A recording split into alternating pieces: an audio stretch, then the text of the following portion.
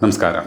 ഈ അടുത്ത സമയത്ത് അന്തരിച്ച നടൻ സലീം കുമാർ 2023 അമൃത ആശുപത്രിയിൽ നടന്ന അവയവം മാറ്റിവെച്ചവരുടെ ഒരു സംഗമത്തിൽ പറഞ്ഞ കാര്യങ്ങൾ ആ സമയത്തും ഇപ്പോൾ അദ്ദേഹത്തിൻ്റെ മരണത്തെ തുടർന്നും വളരെയധികമായിട്ട് മാധ്യമങ്ങളിലും സോഷ്യൽ മീഡിയകളിലുമൊക്കെ പ്രചരിപ്പിക്കപ്പെടുന്നുണ്ട്. ഇതുമായിട്ട് ബന്ധപ്പെട്ട് ഞാനൊരു വീഡിയോ ചെയ്ത് നിങ്ങളൊക്കെ ഒരുപക്ഷെ കണ്ടു കാണും. ആ വീഡിയോയിൽ ധാരാളം പേര് ചില കമൻറ്റുകളുമായിട്ട് എത്തിയിരുന്നു. അത്തരത്തിലുള്ള ചില കമൻറ്റുകൾക്ക് മറുപടി കൊടുക്കാനാണ് ഈ വീഡിയോ. അതിൽ ഒന്നാമത്തെ കമൻറ്റ് ഒരു ചോദ്യമെന്ന് പറയുന്നത്, സ്വാമി നിർമ്മലാനന്ദഗിരിക്ക് ക്യാൻസറായിരുന്നു. സലീം കുമാർ വിളിക്കുമ്പോൾ അദ്ദേഹം 4ാം സ്റ്റേജ് ക്യാൻസറിലാണ്. അദ്ദേഹം വെല്ലൂർ ആശുപത്രിയിൽ നിൽക്കുന്നതായിട്ടാണ് പറഞ്ഞത്. ക്യാൻസറിന് ചികിത്സിക്കുന്ന ആളാണ് ക്യാൻസർ രോഗവുമായിട്ട് പ്രൈവറ്റ് ആശുപത്രിയിൽ പോയി നിൽക്കുന്നത് എന്നാണ് സലീം കുമാർ പറഞ്ഞത്. അപ്പോൾ നിർമ്മലാനന്ദഗിരി സ്വാമി ക്യാൻസർ ചികിത്സിക്കുന്ന ആൾക്ക് സ്വന്തം ക്യാൻസർ ചികിത്സിക്കാനുള്ള കഴിവില്ലായിരുന്നു, അദ്ദേഹം തട്ടിപ്പ് വൈദ്യനായിരുന്നു എന്ന തരത്തിലാണ് മാധ്യമങ്ങളിൽ വാർത്ത വരുന്നത്. മോഹൻ വൈദ്യരെക്കുറിച്ചും അദ്ദേഹം പറഞ്ഞ നിങ്ങൾക്കറിയാം. അപ്പോൾ ഈ നിർമ്മലാനന്ദഗിരിയുടെ ക്യാൻസറിനെ കുറിച്ച് പറയുന്നതിന് മുമ്പ് ഈ രണ്ട് വ്യക്തികളുടെയും ഒരു പ്രത്യേകത ഒരു പക്ഷേ നിങ്ങളിൽ ചിലർക്കെങ്കിലും അറിയാമായിരിക്കും.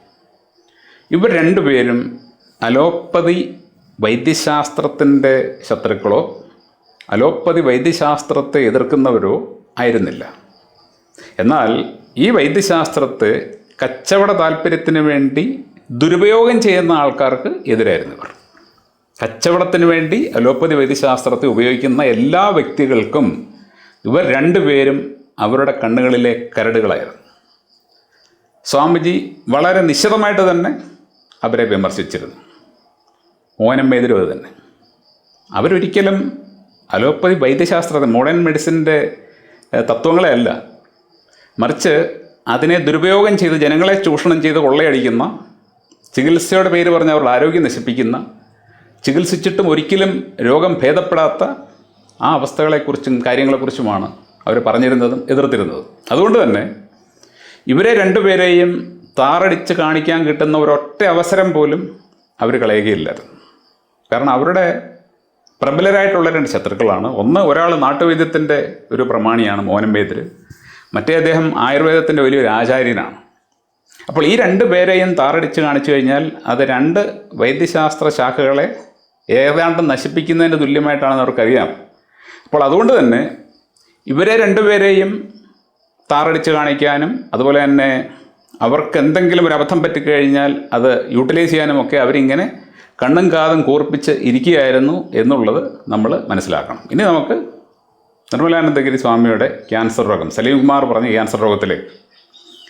ഞാൻ ഇതേക്കുറിച്ച് കുറേയേറെ അന്വേഷിച്ചു എന്ന് പറഞ്ഞാൽ ഏതെങ്കിലും വ്യക്തികളോടല്ല, വാർത്തകളിൽ സ്വാമിയുമായിട്ട് ബന്ധപ്പെട്ട് ഒരുപാട് വാർത്തകൾ ഞാൻ വായിച്ചു. അദ്ദേഹത്തിൻ്റെ മരണകാരണവും ഒക്കെ ഞാൻ തപ്പി ചെന്നപ്പോൾ സ്വാമിയുടെ മരണകാരണമായിട്ട് എല്ലാ മാധ്യമങ്ങളിലും എഴുതിയിരിക്കുന്നത് അദ്ദേഹത്തിന് പക്ഷാഘാതം, സെറിബ്രൽ ഹെമറേജ് സംഭവിച്ചു എന്നാണ്. പക്ഷാഘാതം സംഭവിച്ച് അദ്ദേഹം ബോധരഹിതനായപ്പോഴാണ് അദ്ദേഹത്തെ ഒറ്റപ്പാലത്തോ മറ്റോ ഉള്ള ഒരു ആശുപത്രിയിലേക്ക് കൊണ്ടുപോയത്. അവിടെ 2 ദിവസം അദ്ദേഹം ബോധരഹിതനായി കിടന്നു, ഒടുവിൽ മരണപ്പെട്ടു. അപ്പോൾ അദ്ദേഹത്തിൻ്റെ ക്യാൻസർ രോഗത്തെക്കുറിച്ച് പറയുന്നതിന് മുമ്പ് അദ്ദേഹം എന്തിന് പ്രൈവറ്റ് ആശുപത്രിയിൽ അല്ലെങ്കിൽ അലോപ്പതി ആശുപത്രിയിൽ പോയി എന്നൊരു ചോദ്യം ചിലർ ചോദിക്കുന്നുണ്ട്. നിർമ്മലാനന്ദഗിരി സ്വാമി സ്വമേധയാ സ്വബോധത്തോടെയല്ല അങ്ങോട്ട് പോയത്. അദ്ദേഹം ബോധരഹിതനായിട്ട് കിടന്നപ്പോൾ അവിടെയുള്ള ആൾക്കാർക്ക് പെട്ടെന്ന് ആശുപത്രിയിൽ കൊണ്ടുപോകണം തോന്നിയവർ കൊണ്ടുപോയി. അങ്ങനെയാണ് അദ്ദേഹം പോയത്. അദ്ദേഹം പറഞ്ഞിട്ടല്ല അദ്ദേഹത്തെ കൊണ്ടുപോയത്. എന്നാൽ അതിന് മുമ്പ് എപ്പോഴെങ്കിലും ഏതെങ്കിലും രോഗത്തിന് അദ്ദേഹം ഏതെങ്കിലും ആശുപത്രിയിൽ ചികിത്സ തേടിയിരുന്നെങ്കിൽ ഞാൻ നിങ്ങൾക്ക് ഉറപ്പ് തരികയാണ്, അത് വളരെ വലിയ വാർത്തയായി മാറിയേനെ. സലീം കുമാർ പറഞ്ഞ പോലെ അദ്ദേഹം വെല്ലൂർ ആശുപത്രിയിൽ ക്യാൻസർ രോഗത്തിന് ചികിത്സിക്കാൻ പോയിരുന്നെങ്കിൽ അത് വളരെ വലിയ വാർത്തയായിട്ട് വന്നേനെമെന്നുള്ളതിന് ഞാൻ അടിവരയിട്ട് ഒപ്പിട്ട് തരാം. കാരണം അങ്ങനെ ഒരു സംഭവം കിട്ടാനായിട്ട് നോക്കിയിരിക്കുകയാണ് നമ്മുടെ അലോപ്പതി കൈകളിൽ വെച്ചുകൊണ്ട് കച്ചവടം നടത്തുന്ന മാഫിയ. ഞങ്ങൾക്കെതിരെ പറഞ്ഞ പുള്ളി ഞങ്ങളുടെ അടുക്കൽ തന്നെ വന്നു എന്ന് പറഞ്ഞുകൊണ്ട് തന്നെ അവർ വാർത്തയാക്കിയേനെ. പക്ഷെ അങ്ങനെ ഒരു വാർത്ത ഒരിടത്തും ഞാൻ കണ്ടില്ല, ആർക്കും ഒട്ട് കാണാനും പറ്റില്ല. കാരണം അങ്ങനെയൊന്നും സംഭവിച്ചിട്ടില്ല. അദ്ദേഹം ഒരു ആശുപത്രിയിലും ചികിത്സയ്ക്ക് പോയിട്ടില്ല. പോയിരുന്നെങ്കിൽ അത് വാർത്തയായേനെ. അതുകൂടാതെ ഇദ്ദേഹത്തിന് ക്യാൻസർ ഉണ്ടായിരുന്നോ എന്നുള്ളതിനെക്കുറിച്ച് ഞാൻ എൻക്വയറി ചെയ്തപ്പോൾ ഒരിടത്ത് പോലും അദ്ദേഹത്തിന് ക്യാൻസർ ഉണ്ടായിരുന്നതായിട്ട് പറയുന്നില്ല. അദ്ദേഹം ഒരുപാട് ക്യാൻസർ രോഗികളെ സുഖപ്പെടുത്തിയായിട്ട് പറയുന്നുണ്ട്. സലീം കുമാർ മാത്രമാണ് അദ്ദേഹത്തിന് ക്യാൻസർ ഉണ്ടായിരുന്നു എന്ന് പറഞ്ഞത്. മറ്റാരും പറയുന്നില്ല. സലീം കുമാർ ഇത് പറയുമ്പോൾ ഞാൻ നേരത്തെ പറഞ്ഞതുപോലെ സ്വാമി നിർമ്മലാനന്ദഗിരി മരിച്ചിട്ട് ഏതാണ്ട് 6 വർഷങ്ങൾ കഴിഞ്ഞിരുന്നു. സ്വാമി മരിച്ചിട്ട് 6 കൊല്ലം കഴിഞ്ഞിട്ടാണ് സലീം കുമാർ ഇത് പറയുന്നത്. സലീം കുമാറിൻ്റെ കരൾ ശസ്ത്രക്രിയ നടക്കുന്നത് 2015-ലാണ്. 2015-ൽ അദ്ദേഹത്തിൻ്റെ ശസ്ത്രക്രിയ നടന്നെങ്കിൽ, ഇതെല്ലാം ഞാൻ വാർത്തകളിൽ നിന്ന് മനസ്സിലാക്കിയതാണ്, നേരിട്ടല്ല. അപ്പോൾ അദ്ദേഹം ഈ സ്വാമിയെ കോൺടാക്റ്റ് ചെയ്തിട്ടുണ്ടെങ്കിൽ അതിന് മുമ്പായിരിക്കണം. 2015-ലാവാം, 2014-ലാവാം. ആ സമയത്ത് അദ്ദേഹം സ്വാമിയെ വിളിച്ചപ്പോൾ അദ്ദേഹം 4ാം സ്റ്റേജ് ക്യാൻസറുമായിട്ട് വെല്ലൂർ ആശുപത്രിയിലായിരുന്നു എന്നാണ് പറഞ്ഞത്. ആ സമയത്ത് സ്വാമി സത്യം പറഞ്ഞു കഴിഞ്ഞാൽ ആക്റ്റീവായിട്ട് അദ്ദേഹത്തിൻ്റെ ജോലിയിൽ വ്യാപൃതനായിട്ട് നടക്കുന്ന സമയമാണ്. 2017-ലാണ് അദ്ദേഹം മരിക്കുന്നത്. 2017-ൽ അദ്ദേഹം മരിക്കുന്നതിന് ഏതാണ്ട് ഒരു 6 മാസം മുമ്പാണ് അദ്ദേഹം ഒരു വിശ്രമ ജീവിതത്തിലേക്ക് കടന്നതെന്ന് ഞാൻ വായിച്ചു. അതിന് മുമ്പ് വരെ അദ്ദേഹം അവിടെ ഇവിടെയുമൊക്കെ പോയി പ്രഭാഷണം നടത്തി അദ്ദേഹത്തിൻ്റെ ഡേ ടു ഡേ ലൈഫിൽ അദ്ദേഹം വ്യാപൃതനായിരുന്നു. എന്നാൽ വാർദ്ധക്യ സഹജമായ ചില പ്രശ്നങ്ങൾ മൂലം അദ്ദേഹം ഒരു 6 മാസം മുമ്പ് ഇങ്ങനെയൊക്കെയുള്ള കാര്യങ്ങളൊക്കെ നിർത്തി വിശ്രമ ജീവിതത്തിലേക്ക് കടന്നു എന്നാണ് പല വാർത്തകളിലുമുള്ളത്. സ്വാമിജി 86-ാമത്തെ വയസ്സിൽ മരിച്ചു പോയത് എങ്ങനെയാണ് എന്ന് ചിലർ ചോദിച്ചു. അതായത് വളരെ വലിയ ആയുർവേദ ആചാര്യനാണ്, ചികിത്സകനാണ്, ചിട്ടയായിട്ടുള്ള ജീവിതമുള്ള ആളാണ്. എന്നിട്ടും അദ്ദേഹം എങ്ങനെ 86-ാമത്തെ വയസ്സിൽ മരിച്ചു? ഒരുപക്ഷെ അവർക്ക് അറിഞ്ഞുകൂടായിരിക്കും 86-ാമത്തെ വയസ്സിലാണ് അദ്ദേഹം മരിച്ചതെന്ന്. അദ്ദേഹം മരിച്ചത് 56-ാമത്തെ വയസ്സിലല്ല. സലീം കുമാർ മരിക്കുന്നത് 56-ാമത്തെ വയസ്സിലാണ്. ഈ അമൃത ആശുപത്രിയിൽ ജോലി ചെയ്തിരുന്ന ഈ അടുത്ത സമയത്ത് മരിച്ച ഡോക്ടർ പവിത്രൻ, അദ്ദേഹം അവിടുത്തെ ഓങ്കോളജി, അതായത് ക്യാൻസർ വിഭാഗത്തിൻ്റെ ഹെഡായിരുന്നു, തലവനായിരുന്നു.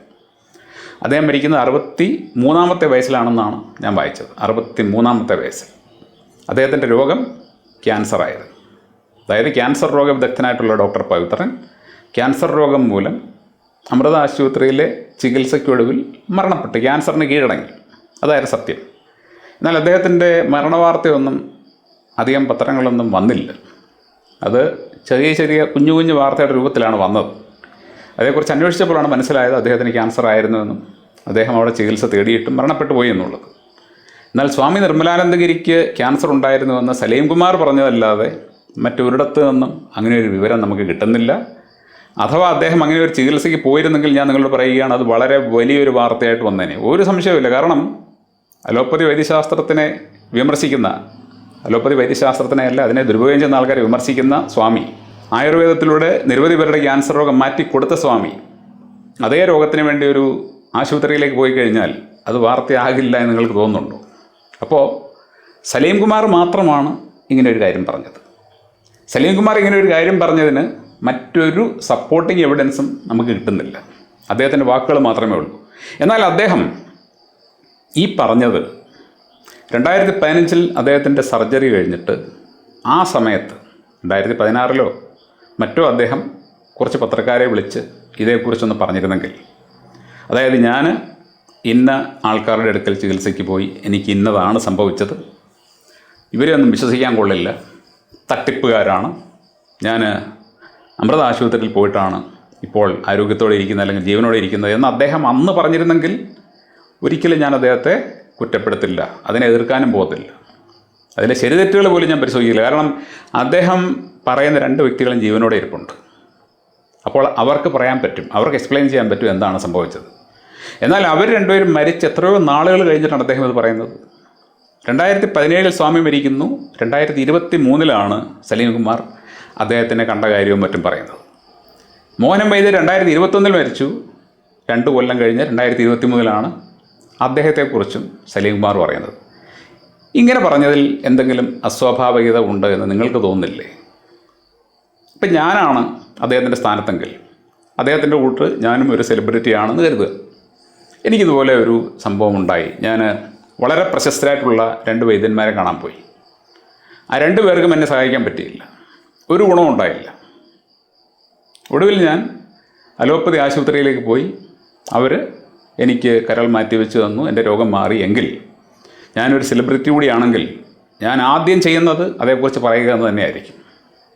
ഇവിടെ ആൾക്കാർക്ക് ചികിത്സ കൊടുക്കാൻ രോഗം മാറ്റാമെന്ന് പറഞ്ഞാൽ നടക്കുന്ന ഈ തട്ടിപ്പ് വൈദ്യന്മാരുടെ അടുക്കലേക്ക് നിങ്ങൾ പോകരുത്, ആയുർവേദം ഒരു കാശിന് കൊള്ളത്തില്ല, നാട്ടുവൈദ്യം തട്ടിപ്പാണ് എന്നൊക്കെ പറഞ്ഞ് ഞാൻ തീർച്ചയായിട്ടും ഒരു പത്രസമ്മേളനം നടത്തിയത്. അങ്ങനെയായിരുന്നു ഞാൻ ചെയ്യേണ്ടിയിരുന്നത്. പക്ഷേ ആ രണ്ട് വ്യക്തികൾ ജീവിച്ചിരിക്കുന്ന കാലത്ത് അതേക്കുറിച്ച് ഒരു അക്ഷരം മിണ്ടാതെ അവർ മരിച്ചു കഴിഞ്ഞപ്പോൾ അതേക്കുറിച്ച് ഒരു ആശുപത്രിയുടെ അങ്കണത്തിൽ വെച്ച് സലീം കുമാർ പറഞ്ഞെങ്കിൽ ഈ രണ്ട് വ്യക്തികളോടുമുള്ള അലോപ്പതിയെ കച്ചവടവത്കരിച്ചിരിക്കുന്ന ആൾക്കാർക്കുള്ള എതിർപ്പ് മരണത്തിന് ശേഷമെങ്കിലും തീർക്കാനായിട്ട് അവർ സലീം കുമാറിനെ ഉപയോഗിച്ചതാണോ എന്ന് ന്യായമായിട്ട് നമുക്ക് സംശയിക്കാം. അദ്ദേഹത്തിൻ്റെ സ്വമേധയായുള്ള അദ്ദേഹത്തിൻ്റെ ഒരു സ്വന്തം പ്രതികരണമായിരുന്നു അതെങ്കിൽ വളരെ മുമ്പ് തന്നെ അത് വരേണ്ടതായിരുന്നു, അവർ ജീവിച്ചിരിക്കുമ്പോൾ തന്നെ. അപ്പോൾ സ്വാമി നിർമ്മലാനന്ദഗിരി മരിച്ചത് ക്യാൻസർ മൂലമല്ല, അദ്ദേഹത്തിന് പക്ഷാഘാതമാണ് സംഭവിച്ചത്. 86-ാമത്തെ വയസ്സിലാണ് അദ്ദേഹം മരിക്കുന്നത്. 86 വയസ്സ് എന്ന് പറഞ്ഞു കഴിഞ്ഞാൽ നല്ല വാർദ്ധക്യത്തിലെത്തിയ സമയമാണ്. 80 വയസ്സ് കഴിഞ്ഞാൽ ഒരു വ്യക്തി അയാളുടെ ജീവിതം പൂർണ്ണമായിട്ടും ജീവിച്ച് തീർത്തു. പിന്നെ കിട്ടുന്ന ഓരോ വർഷവും ബോണസാണ്. എന്നാൽ ഇപ്പോൾ നമ്മൾ പത്രമെടുത്ത് നോക്കിക്കഴിഞ്ഞാൽ 60 വയസ്സ് പോലും എത്താതെ നിരവധി പേരാണ് മരിച്ചു പോകുന്നത്. 60 വയസ്സെങ്കിലും ഒന്ന് ആയി കിട്ടിയിരുന്നെങ്കിൽ 60 വയസ്സിന് ശേഷമുള്ള പ്രായം ബോണസാണെന്ന് പറയുന്ന ഒരു തലത്തിലേക്ക് ഇപ്പോൾ എത്തിയിട്ടുണ്ട്. ആശുപത്രികളും ഡോക്ടർമാരും ഒക്കെ ഒരുപാട് കൂടിയ ശേഷം. എന്നാൽ സ്വാമി 80 വയസ്സ് പൂർണ്ണമായിട്ട് ജീവിച്ച് ഒരു എക്സ്ട്രാ 6 കൊല്ലം കൂടി ജീവിച്ചിട്ടാണ് മരിച്ചത്. സലീം കുമാർ ലിവർ ട്രാൻസ്പ്ലാന്റ് ചെയ്തിട്ട് അദ്ദേഹം താൻ ആരോഗ്യവാനായിട്ടിരിക്കുകയാണ് എന്നെല്ലാം പറഞ്ഞിട്ട് 56 വയസ്സായപ്പോൾ ഈ ലോകം വിട്ട് പോകേണ്ടി വന്നു. സ്വാമി 30 കൊല്ലം കൂടി എക്സ്ട്രാ ജീവിച്ചിട്ടാണ് മരിച്ചത്.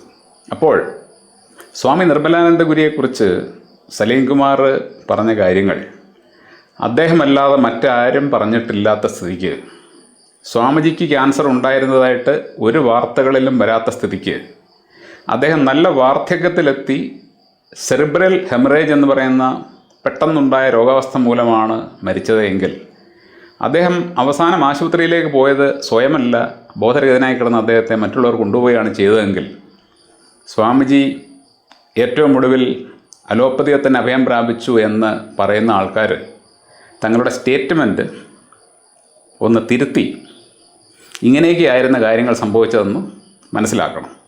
ഒപ്പം തന്നെ ഏതെങ്കിലും ഒരു വ്യക്തി പറയുന്ന ഒറ്റയൊരു അഭിപ്രായം വെച്ചുകൊണ്ട് യാതൊരു കാര്യത്തെയും നമ്മൾ വിലയിരുത്തരുത്.